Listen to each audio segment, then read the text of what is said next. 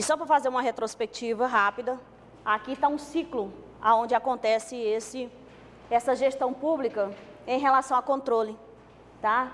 Então começa com o plano plurianual, depois vem os planos nacionais, regionais e setoriais, e aí depois vem a lei de diretriz orçamentária, depois vem a elaboração da proposta anual, que é a LOA, né, orçamentária anual, depois vem todos esses aqui em discussões e aprovações da lei orçamentária anual, depois vai para a execução orçamentária financeira, depois vai para o controle e avaliação da execução orçamentária e financeira, e aí esse é o ciclo, né, do controle dos planos, das políticas, do orçamento, da execução. E isso é tudo amarrado, gente, assim, ó, tudo aqui um no outro. Esses planos nacionais, regionais, setoriais, cai naqueles planos que a gente estava falando, né? Por secretaria, por programas, por políticas, né? Que é o Plano Municipal de Educação, o Plano Municipal de Saúde, que é o Plano Municipal de Assistência Social. Aí dentro do Plano Municipal de Saúde vem a questão do plano, depois vem a PAS, né? Que é a Programação Anual de Saúde, depois vem o RAG, que é o relatório anual de gestão de saúde, né? E aí o RAG presta conta, e ainda tem os relatórios quadrimestrais, né? Aonde vai prestando contas. Então são vários relatórios, mais setoriais, mais regionais, por secretaria, né?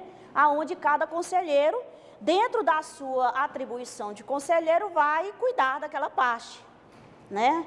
Aqui a gente está falando assim, numa gestão pública total, né? Nessa integração, onde tudo se amarra, aonde vai chegar na consolidação dos balanços, certo? Chegou nas consolidações do balanço anual, aí já é uma consolidação da informação de tudo o que ocorreu, e aí presta-se conta com a sociedade, com o governo federal, né? E aí tem os balanços chamados anual. Mas antes deles acontecerem é esse ciclo, tá? E passando pelos conselhos, passando pela sociedade civil, ok? E aí vem aqui, ó, olha o tanto aqui de coisas que elas vão se amarrando, né? Ó, aprovação, aí vem para a fiscalização do Tribunal de Contas, que audita e fiscaliza, o Poder Legislativo recebe e delibera, né? Os relatórios de avaliação da PPA, os relatórios de gestão fiscal, os quadrimestrais, aí a divulgação, ó, o REREL aqui, ó, relatório resumido de execução orçamentária, bimestral, né? E aí as prestações de conta anual, e vão se amarrando, né? Aqui, ó, vai desde a execução, né? Desde as propostas até a execução, né? De todos os planos. Essa transparência dos planos e políticas nos portais da transparência do município, né? Tem que estar lá disponível? Sim, né? O site da Câmara. E aí eu já trago a realidade de vocês aqui, né? Porque nós falamos, né? Do que é os planos, o que tem que conter nos planos, o período, né? De elaboração desse plano, da aprovação dele nas câmaras e qual a atribuição do conselheiro em estar acompanhando essas diretrizes, né, e metas prioritárias dentro dos planos, e depois o recurso alocado e depois a execução. E aí agora, a obrigatoriedade dessa divulgação, sim. E aí, no site da Câmara não tem meios de consultas, de processo, isso nós falamos também pela manhã, o que dificulta acesso aos conselheiros é o cidadão acompanhar a construção das leis. No site da Prefeitura consta apenas a LDO 2019, né? Faltam os anexos do orçamento fiscal e da Seguridade Social, informações complementares, conforme o artigo 42 da LDO. Se a gente for lá na lei aprovada já da LDO, no artigo 42 dela, fala quais são as informações complementares que devem compor, né, a elaboração da LDO. Então, quando fala assim, não, mas eu não disponibilizo lá no meu portal da transparência, só vou colocar a lei. Aí, com aquilo que eu falei para vocês, só a lei, ela não é o suficiente para que chegamos em um resultado. Tanto do recurso, como das prioridades, como das metas. Eu preciso desses anexos complementares, tá? Eu preciso disso. No site da Câmara não tem meio de consulta de processo que dificulta os acessos do cidadão e os conselheiros. No site da Prefeitura, aqui é em relação à LOA, né? Aquela lá foi a LDO. A LOA também a gente tenta localizar, a LOA também a gente não localiza ainda. Mas aí aquilo que eu falei cedo, O portal está em construção, que deveria ter mantido as informações e depois subia o novo site, né? E aí por isso que também a gente não localiza, né, essas peças e esses planos dentro do próprio site, tá?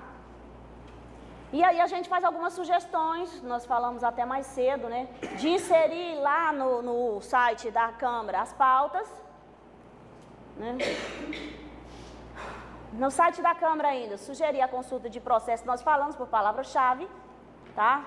Pode deixar do jeito que está lá, que tem lá por número, por data, por assunto, nós por palavra-chave, tá? Porque por assunto, eu tentei localizar algumas coisas, a gente não localiza. Se eu colocar lá lei de diretriz orçamentária, se eu colocar lá LOA, se eu colocar qualquer coisa lá, mesmo por assunto, eu não localiza. Então, palavra-chave, porque a palavra-chave eu coloco uma palavra que seja na minha linguagem, que seja fácil, que eu compreenda, e aí ele busca toda aquela matéria proveniente daquela consulta que eu fiz, né? Eu fiz por palavra e ele me traz tudo aquilo, toda aquela matéria que tiver, todo aquele conteúdo. Sugestões para que ocorra, para que vocês consigam consultar o projeto na Câmara, tramitando na Câmara, na comissão. Vocês possam saber quem é também o responsável pela comissão e que vocês possam estar trabalhando com eles essas questões da LOA. Né? Sugestivo também, agenda de eventos, né?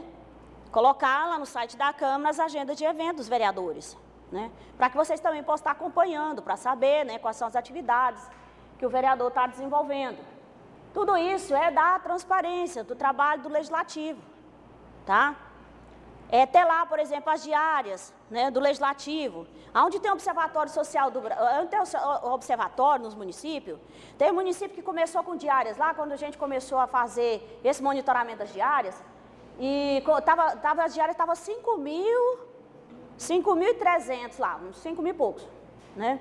E aí começamos a monitorar, e aí discute, vai aqui, pede justificativa, explicação, quer o relatório, quer a prestação de contas. As diárias caiu para menos de R$1.500, tá? E aí já foi uma economia para os cofres públicos. Essas pequenas coisas que dá para a gente olhar mesmo, não tem como não olhar, tá?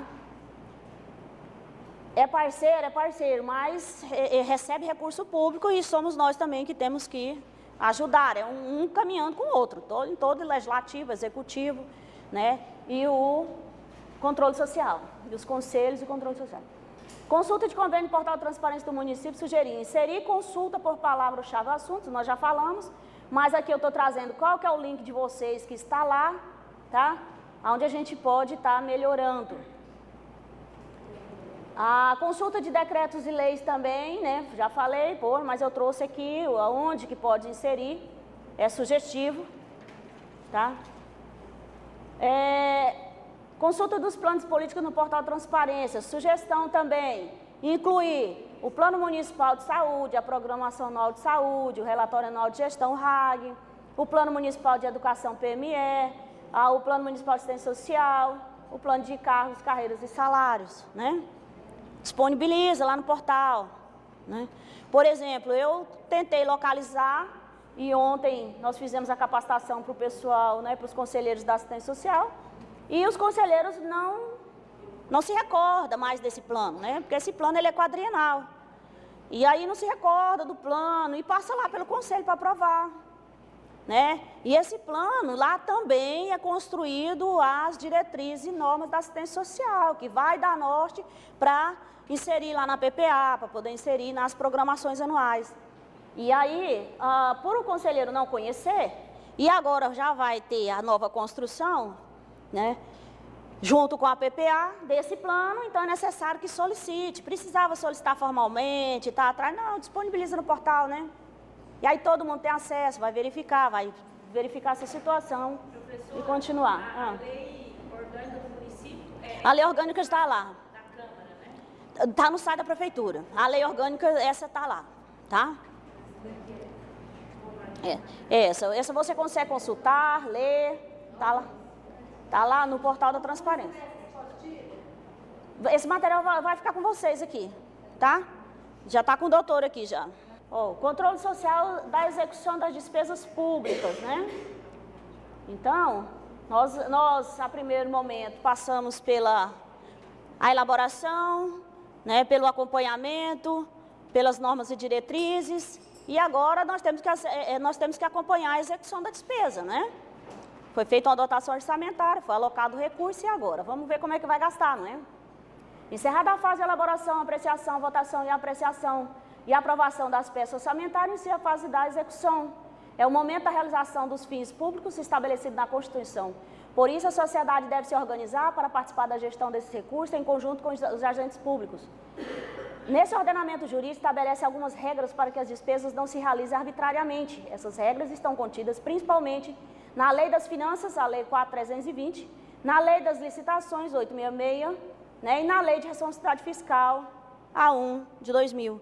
E aí vem as particularidades para vocês dos conselhos, além da observância das despesas na totalidade da gestão pública, tem as leis que regulamentam os recursos que são aplicados na educação, nós já falamos, né? A 11.494, e aí vocês têm que pegar vocês têm que pegar 11.494, verificar, né, lá quais são os princípios que norteiam a educação, o recurso que vem, como pode ser gasto, como pode não ser gasto, né? Vai ter os limites mínimos que a contrapartida dessa totalidade de arrecadação de recurso vai para a parte da educação, que é os 25%. Na saúde, os 15%, né, para o município. E aí tem uma contrapartida de 15%. E aí vocês, além de receber o recurso lá e aí vocês vão se basear pela... É importante na prestação de contas, como já é aqui a execução da despesa, na saúde é a Lei Complementar 141, né? Então, na Lei Complementar 141, vai trazer tudo, como é que pode ser gasto esse recurso, como é que vai ser aplicado na saúde. E aí você, conselheiro, vai lá na Lei 141, coloca ela lá de cabeceira, tá? A educação, 11.494, né? Mais o ato transitório, né? E na saúde, vocês vão trabalhar a 8080, a 842, a Lei Complementar 141. Assistência social vai trabalhar a 8.547, é a 8.547, me parece, tá? Mas é bom dar uma confirmada. É a LOAS, né? Se você colocar lá no Google LOAS, né? Ou colocar assistência social, também vai trazer a lei para vocês. Mas é importante da regulamentação da despesa na assistência social e vocês olharem a resolução 033, tá? Essa resolução é que regulamenta a lei, dizendo como é que você vai prestar conta do recurso que vem para assistência social. Então, você vai trabalhar a resolução 033, tá bom? E aí, a lei 866 estabelece, por sua vez, que as despesas devem ser efetuadas sem privilégio um ou outro fornecedor dos produtos, obras ou serviços. Isto é, o gestor público deve observar o princípio constitucional da isonomia, igualdade de todos perante a lei. Por outro lado, deve sempre selecionar a proposta mais vantajosa para a administração, conjugando com a razoabilidade dos critérios de preço e técnica, tá? Então, gente, ó, não pode privilegiar um ou outro. Então, estou no município pequeno, conheço todo mundo, conheço todos os comerciantes, mas eu não posso misturar a gestão pública com a particularidade, né? Com o meu pessoal, com a amizade, não pode, né? Não posso privilegiar ninguém. O que eu vou fazer? Tratar tudo com isonomia, né? Razoabilidade, eu vou fazer os meus orçamentos. Então, o que eu vou fazer? Eu vou instruir, né? Vou orientar, vou fazer o chamamento, vou ensinar. Isso eu posso fazer como município. Mobilizar o comércio local para que ele tenha condições de participar. Um processo licitatório, instruindo ele para participar. Eu posso fazer. Chamo um, chamo o outro. Olha, abriu a licitação, estou vendo que você trabalha com esse produto. Já não interessa participar? Né? Eu vou te dar aqui a relação dos documentos, cumpre a lei, né? Vê que apresenta uma proposta, de repente você pode, né, fornecer esse produto para o município. E eu vou valorizando também o comércio local, né? Dentro da legalidade. Tá bom? Assim, as obras, serviços, compra, alienação, concessões, permissões e locações da administração pública, quando contratadas com terceiros, devem ser, em regra, precedidos de licitação, que deve ser processada e julgada em estrita conformidade com os princípios básicos da legalidade, da impessoalidade, da moralidade, da igualdade, da publicidade, da probidade administrativa, da vinculação aos instrumentos convocatórios, do julgamento objetivo e dos que lhes são correlatos. Obedeceu isso aqui, você não está tendo nenhum problema, você não vai ter nenhum problema, tá? Você não vai ter nenhum problema nos processos seus licitatórios. Segundo a lei 4.320, que essa lei é das finanças, toda despesa efetuada na administração pública de qualquer dos entes federativos, União, Estado, Distrito Federal, município, não é todo, gente, desde a União até os municípios, o cumprimento. Deve ser 3 estágios: empenho, liquidação e pagamento. Então, aí eu tenho que compreender que, primeiro, tudo é regido as compras pela Lei 866, respeitando aqueles princípios da pessoalidade, né, da moralidade, da ética. E aí, depois eu tenho que saber quais são os estágios que vão acontecer. Eu contratei o serviço, primeiro eu vejo a necessidade, a demanda, né? Dentro dessa demanda, aí eu vou passar a formalizar um processo interno, né? Vou formalizar esse processo interno. Como que eu formalizo esse processo interno? Vem uma demanda e alguém tem que acompanhar a demanda. O que eu falei para vocês é preventivo, não é? Onde mais acontece problemas em processos licitatórios, gente, é o que antecede a licitação ou é depois da entrega. Ela não acontece no meio termo, no processo operacional dela, não. É muito raro ter erros no processo operacional. Tem erros assim, que acontece de, às vezes, lá no termo de referência, ter quantidades a mais, ter valores superfaturados, aquele exemplo que eu dei para vocês, do carrinho custar 418 e está no edital de 20 mil, né? Às vezes um vidro de quiboa, né? 1 litro de quiboa, da água sanitária, né? Está lá por R$9. Aí, por exemplo, lá no mercado, todo mundo no mercado lá sabe que ele está custando no máximo aí R$4,38, né, e tal. Aí você tem que olhar a quantidade, né, se é de 1 litro, se é de 2 litros, se é de 3 litros, né? Quantas caixas, a unidade. Isso a dona de casa, nós todos sabemos fazer, sabe? E como sabe, né? Pegar a promoção do supermercado então, menino, é com nós mesmo, sacar tanto que é promoção, né? Então é isso que tem que fazer. Ele já põe algumas coisas atrativas para quando você entrar, né? Aí você já olha, não precisava, mas já vai pegando, né? Cuidado também, né? É intuitivo, né? E já realmente é estudar o comportamento humano, aí já sabe que você vai acabar te induzindo. E às vezes aquele lucro que você teria naquele produto promocional, você perde dos outros, né? E assim também não é diferente aqui. Às vezes um item que está superfaturado ou um item que está acima do valor, ele já me dá um prejuízo grandioso naquele processo todinho. Quando nós pegamos, por exemplo, essa questão do carrinho, não ia ser comprado um carrinho. A economia foi de R$600 mil, só na licitação, só de um item. Então é a mesma coisa. Eu cheguei lá para comprar, eu só queria o carrinho, ou eu queria mais itens, mas eu não fui analisar que os outros itens, eu poderia pegar a promoção e ficar barato, mas aquele item é o que ia realmente eu me onerar, né, acabar com todo o meu dinheiro ali, aí eu incluo aquele item, mas não estava previsto, não era daquele jeito, né? Aí é o orçamento. Cabe no meu bolso, né? Pode até estar atrativo, ele está o seu primeiro, mas ele não era a promoção que estava no panfleto, né? Não é o que está lá na